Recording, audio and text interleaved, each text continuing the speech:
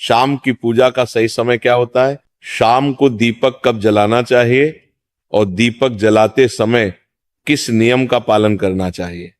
अगर हम शाम को दीपक जलाते हैं तो क्या हमें स्नान करना आवश्यक है? शाम की पूजा बिना स्नान किए कर सकते या नहीं कर सकते? और शाम को घर में कितने दीपक प्रज्वलित करने चाहिए, कहां कहां दीपक प्रज्वलित करना चाहिए? दीपक जलाने का मंत्र क्या होता है? घर की परेशानियों को दूर करने के लिए और किसी विशेष मनोकामना को पूर्ण करने के लिए दीपक किस प्रकार से प्रज्वलित करना चाहिए।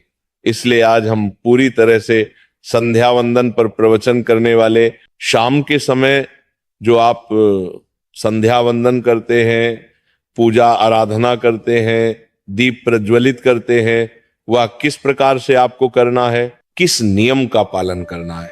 मतलब आज का प्रवचन पूरी तरह से आपके प्रश्नों पर आधारित है, जिनका उत्तर मैं आपको शास्त्रों के अनुसार देने का पूरा प्रयास करूंगा। तो प्रवचन ध्यान से सुनिए। तो सबसे पहले बात करते हैं कि दीपक प्रज्वलित करने से पहले, मतलब शाम को पूजा करने से पहले क्या स्नान करना आवश्यक है। देखिए, शास्त्रों के अनुसार पूजा में शुद्धता आवश्यक होती है। तो जब हम सुबह पूजा करते हैं तब तो स्नान करना अत्यंत आवश्यक होता है। सुबह बिना स्नान की पूजा नहीं करनी चाहिए, लेकिन शाम की पूजा आप हाथ पांव मुंह धोकर भी कर सकते हैं, जरूरी नहीं है आप स्नान करें। अब देखिए, आप चाहे तो वस्त्र भी बदल सकते हैं या फिर आप सिर्फ हाथ मुंह धोकर कुल्ला करके भी पूजा कर सकते हैं। जैसे कि आपको शाम के समय पूजा करनी है तो दिन में भी आप शुद्धता का ध्यान रखें। जैसे कि आप जब भी टॉयलेट जाते हैं, बाथरूम जाते हैं, तब उस समय शुद्धिकरण जरूर कीजिए, कुल्ला जरूर करना चाहिए। हर बार जब आप बाथरूम जाते हैं तो अगर आप दिन भर शुद्धिकरण का ध्यान रखते हैं तो शाम के समय बिना स्नान किए भी सिर्फ हाथ पांव धोकर पूजा कर सकते हैं और चाहे तो स्नान भी कर सकते हैं। जैसे कि गर्मियों के दिन है तो शाम के समय भी आप स्नान करके पूजा कर सकते हैं। तो बहुत सारी चीजें आप स्वयं भी अपने विवेक से निर्धारित कर सकते हैं।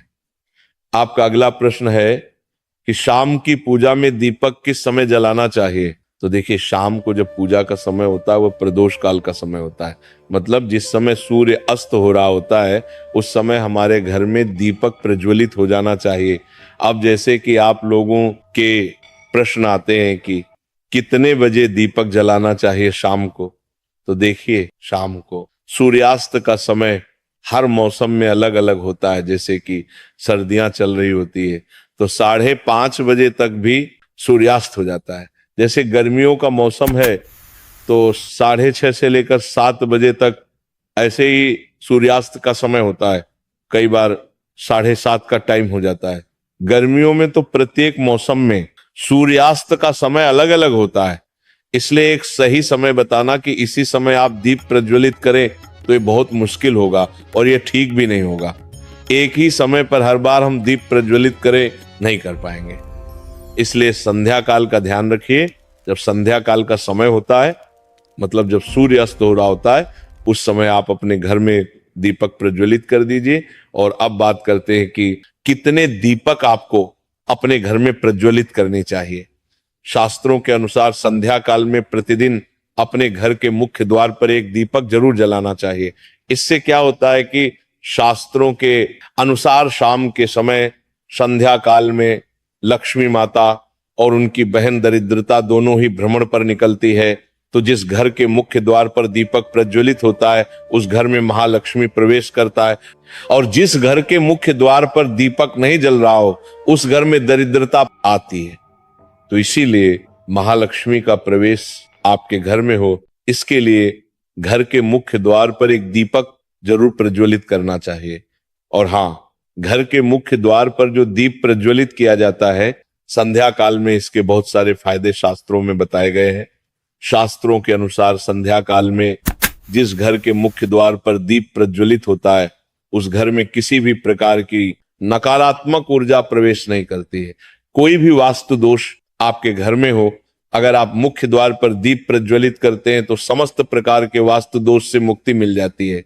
और अगर आपके घर में पितृ दोष है जिसकी वजह से परेशानियां आपके घर में बनी हुई हैं, तो घर के मुख्य द्वार पर जो हम दीप प्रज्वलित करते हैं इससे घर का पितृ दोष भी समाप्त हो जाता है और इसके अलावा घर में किसी भी प्रकार की अशांति रहती हो या फिर आपके घर में बीमारियां बहुत रहती हैं, कलह रहता है, आर्थिक तंगी रहती है, तो घर के मुख्य द्वार पर हम दीप प्रज्वलित करते हैं तो समस्त प्रकार की परेशानियों से, दुखों से आपको मुक्ति मिल जाती है।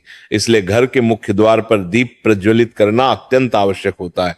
शास्त्रों के अनुसार घर के मुख्य द्वार पर एक दीपक अवश्य ही होना चाहिए। अब बात करें दूसरे दीपक की, तो दूसरा दीपक आपको अपने घर की तुलसी के पास प्रज्वलित करना चाहिए। शास्त्रों के अनुसार अगर शाम के समय संध्या काल में तुलसी की जड़ के पास अंधेरा रहता है, ऐसे घर में दरिद्रता का स्थायी वास बन जाता है। और जिन घरों में शाम के समय तुलसी के पास दीप प्रज्वलित किया जाता है, ऐसे घर में लक्ष्मी का वास होता है। श्री हरि विष्णु सहित महालक्ष्मी ऐसे घरों में वास करती है। तो आपको प्रयास करना चाहिए कि शाम के समय तुलसी के पास एक दीपक अवश्य प्रज्वलित करें। अब बात करें अगले दीपक की, तो शाम के समय अपने घर के ईशान कोण में, मतलब जहां पर भी आपने अपने घर का मंदिर बनाया हुआ है, उसी स्थान पर घर के मंदिर में एक दीपक अवश्य प्रज्वलित कीजिए। 2-3 दीपक आपको प्रतिदिन जरूर प्रज्वलित करने चाहिए। और अगर आप तीनों दीपक प्रतिदिन प्रज्वलित करते हैं तो विश्वास रखिए आपके घर की बहुत सारी परेशानियां स्वयं ही समाप्त हो जाती हैं। और अब बात करते हैं अगले प्रश्न के बारे में, जो आप लोगों के हमेशा प्रश्न आते हैं कि दीपक किस चीज से प्रज्वलित करना चाहिए। सरसों का तेल डाल सकते हैं या नहीं, या फिर तिल के तेल का प्रयोग करना चाहिए, या फिर शुद्ध गाय के घी का, किस चीज से हम दीपक प्रज्वलित करें। तो देखिए, शास्त्रों के अनुसार सरसों के तेल का दीपक हर जगह प्रज्वलित नहीं करना चाहिए। सरसों का तेल कड़वा तेल कहा जाता है। इस तेल का दीपक हम प्रज्वलित करते हैं शनिदेव के लिए। अगर आप दीप दान करते हैं शनिवार के दिन, तो आपको सरसों के तेल का दीपक प्रज्वलित करना चाहिए। और आप चाहे तो जैसे कि पीपल का वृक्ष होता है, वहां पर भी सरसों के तेल का दीपक प्रज्वलित करना चाहिए। या फिर भैरव देवता होते हैं, उनके लिए भी सरसों के तेल का दीपक प्रज्वलित किया जाता है। इसके अलावा कहीं पर भी सरसों के तेल का दीप प्रज्वलित करने की बात शास्त्रों में नहीं कही गई है। शास्त्रों के अनुसार किसी भी देवता के निमित्त जो हम दीप प्रज्वलित करते हैं, उसमें गाय का घी डालकर ही प्रज्वलित करना चाहिए। अब देखिए, ऐसे समय में जबकि गाय का शुद्ध घी नहीं मिल पाता है, तब हमें क्या करना चाहिए। तब आपको गाय के घी के नाम पर जो भी घी मिल जाता है या फिर शुद्ध घी मिल जाता है, उसका प्रयोग कर सकते हैं। या फिर आप चाहे तो तिल के तेल का दीप प्रज्वलित कर सकते हैं। तो प्रतिदिन जो आप दीपक प्रज्वलित करते हैं अपने घर में, चाहे आप घर के मुख्य द्वार पर प्रज्वलित करें या फिर तुलसी के पास प्रज्वलित करते या फिर घर के ईशान कोण में प्रज्वलित करते हैं, तो सभी दीपक आप तिल के तेल या शुद्ध घी का प्रज्वलित करें। और जब आप दीपक प्रज्वलित करते हैं, जैसे कि मुख्य द्वार पर ज्योति प्रज्वलित करेंगे या फिर तुलसी के पास दीप प्रज्वलित करते हैं या फिर घर में जो दीप प्रज्वलित किया जाता है, तो एक चीज का ध्यान रखना चाहिए, कभी भी दीपक को सीधे जमीन पर नहीं रखा जाता है। दीपक रखते समय प्रतिदिन दीपक के नीचे थोड़ा सा आप चाहे तो चावल रख सकते हैं या फिर आप चाहे तो थोड़े से पुष्प रख सकते हैं। और हाँ, अगर आप दीपक के नीचे चावल रखते हैं तो इस बात का आपको ध्यान रखना है कि चावल अखंडित होना चाहिए, क्योंकि ऐसा माना जाता है कि अगर टूटे हुए चावलों का प्रयोग हम पूजा में करते हैं किसी भी प्रकार से, चाहे दीपक के नीचे रखकर करते हैं या फिर अक्षत के रूप में करते हैं, तो इससे घर में दरिद्रता आती है। इसलिए अखंडित चावल होने चाहिए। अगर आप दीपक के नीचे रखते हैं तो, और जैसे कि कई लोगों के प्रश्न आते हैं कि प्रतिदिन जो दीपक के नीचे हम चावल रखेंगे, तो उस चावल का अगले दिन क्या करना चाहिए।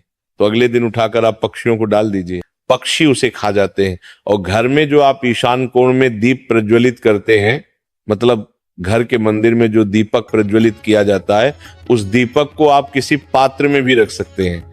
जैसे कि एक छोटी सी प्लेट ले लीजिए, उसी प्लेट में दीपक रख दीजिए और उस दीपक को हम प्रज्वलित करते हैं।